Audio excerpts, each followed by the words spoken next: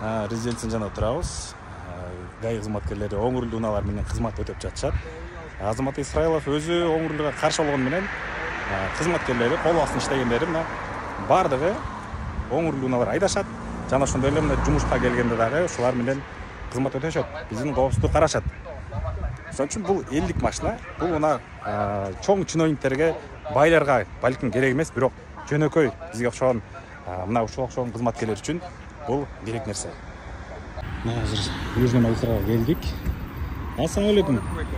Кандайсыздар? Отура бериңиз, түшүп келиңиз.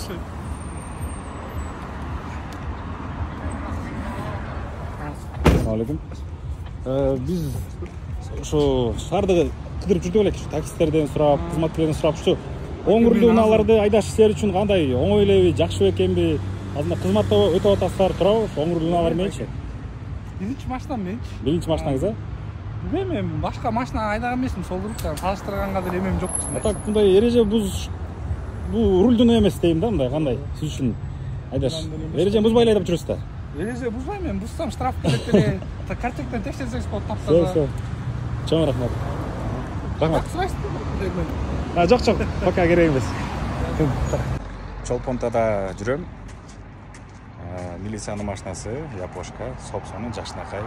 Мына бүдүн машинасы, правый руль, япошка, ичинде бир 6-7 кызматкер кетип барат. Бул эмненин белгиси? Бул кыргызга япошка керек дегендин белгиси. Мына Түп району, Кичи Өрүктү, Ойтал айылында турабыз.